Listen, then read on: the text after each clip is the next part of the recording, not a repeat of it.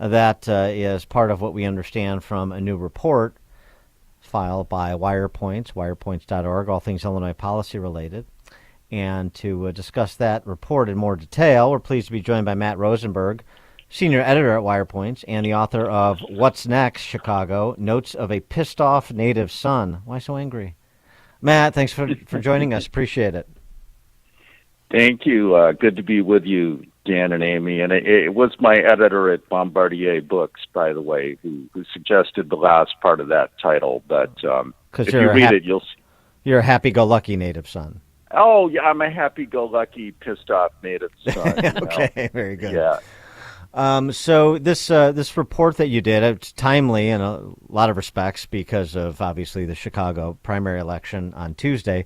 Also, because of the announcement yesterday in St. Louis, which has the second highest murder per capita in the country, that the Attorney General is seeking to have Kim Gardner, the Kim Foxx of St. Louis, removed from office. Mm-hmm.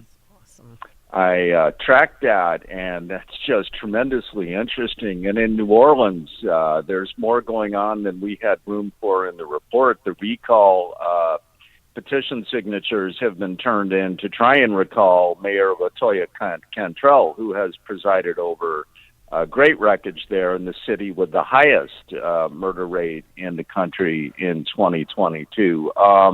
You look at Baltimore, St. Louis, New Orleans, Chicago, we're talking about failures of leadership resulting in violence suffered mainly by black constituents. This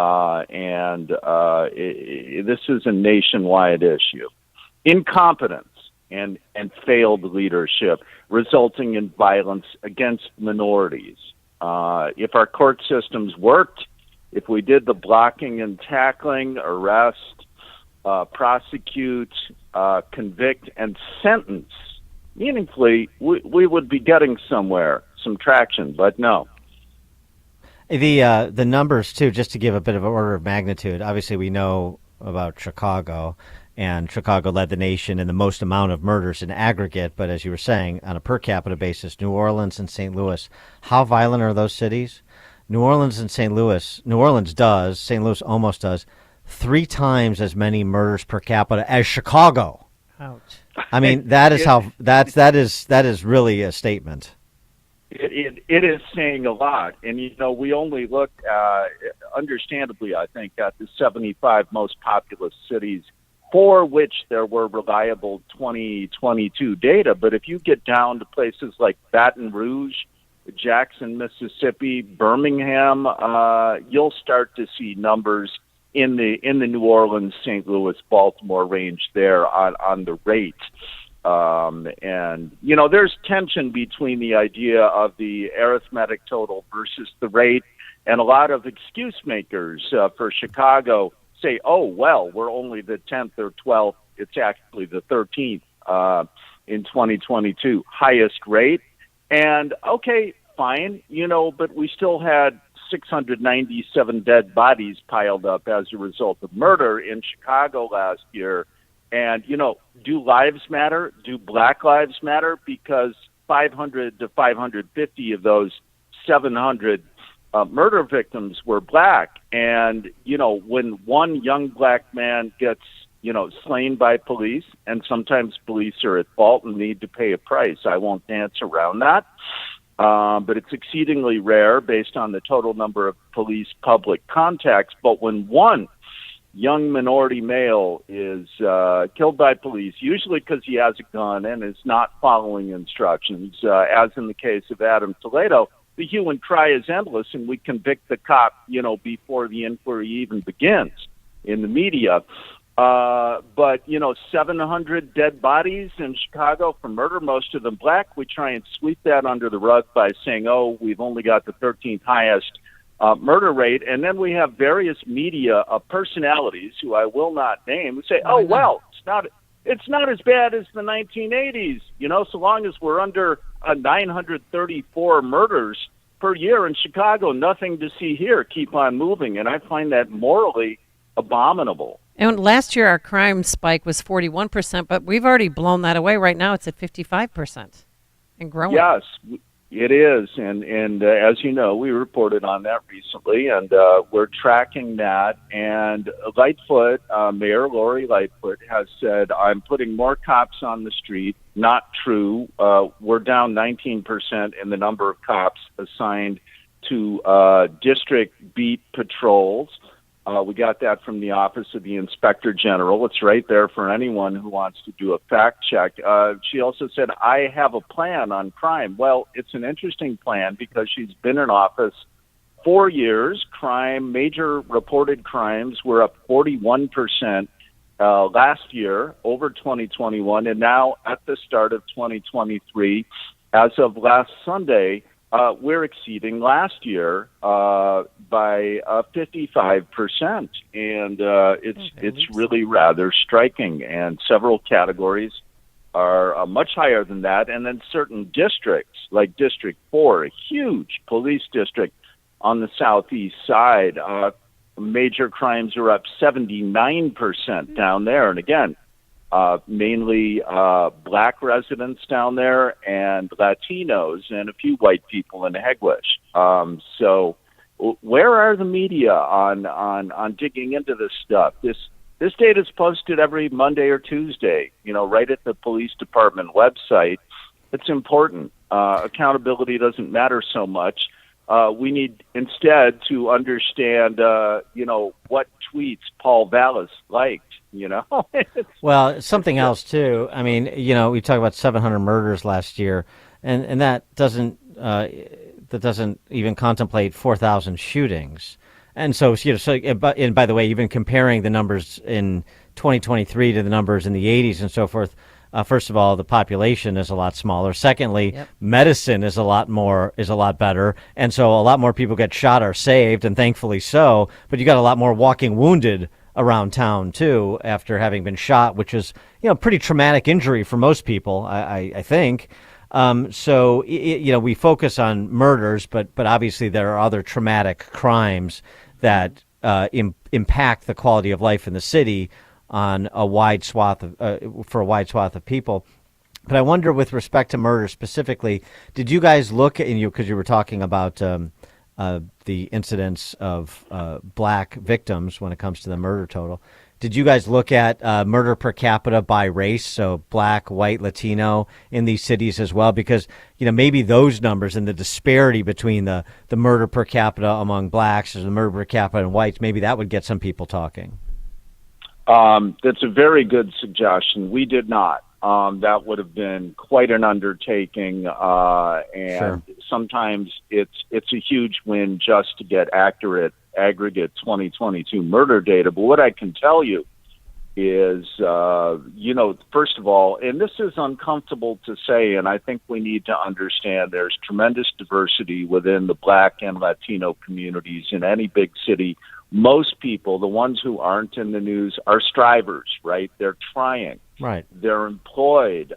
They're doing great things. I met lots of people like that when I went back to my home where I grew up on the south side of Chicago to interview people for my book. So I really want to stress that enough. But in city, that said, the uncomfortable fact that mayoral candidates will not step up to is that in cities with large black populations, most of the shootings and most of the murders are committed by black people against black people. Latinos are the second most. Chicago probably sets the pace for the rest of the country in those types of cities. We have dug into it here, not on a per capita basis, but a percentage basis. And the long story short, Dan and Amy, is that 75 to 80% of murders in Chicago are of blacks and by black citizens. So Latinos are about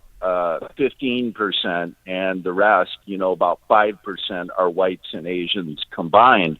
And we find that poverty is not the driver of this. And there's even been testimony to Congress from crime experts here saying that arguments spinning out of control is the main driver. So, that's an issue for the home and parenting and culture. How do you manage to not use a gun? In our report, shows that, a lot of the cities with the lowest murder rate were in Texas, and people are, pardon the phrase, armed to the teeth down there, but they respect guns. They don't use them because somebody bumped into them on the sidewalk, or somebody wouldn't let them pass on the highway. So we need to think about those things too. Well, when you think about when you analyze this data and put together all this information, necessarily you start thinking about, causes, maybe even if they're secondary causes, setting aside sort of the family and where some of these pathologies begin. But in terms of what the system can do to deal with people who are intent on hurting other people, and that obviously includes police, and it includes prosecutors, and it includes the court system as well. And I wonder, as you've looked at this, both writing your book and doing this report, if there are any particular conclusions you've drawn or patterns you see across some of the more violent cities. Yes, absolutely. I think that for starters, we need more cops on the streets, but we also need courts that actually administer criminal justice. So when 47% of the sworn officers in Chicago are not assigned to district level patrol, that's a problem. We also need to go back, I think, and do what happened under Jerry McCarthy and Rahm Emanuel, which is foot patrols in the most high crime neighborhoods. It actually put a significant dent, about a 25% dent in violent crime. But, we need to not drop so many prosecutions. And there's a felony database buried on the gray web of the Cook County State's Attorney's site where if you've got a talented data analyst like we do, you can sort through it. But they're dropping an awful lot of prosecutions, and then a huge amount are settled in plea deals on the cheap. I think the real thing to do is you've got to begin to sort, categorize, and report on what sorts of sentences are handed out.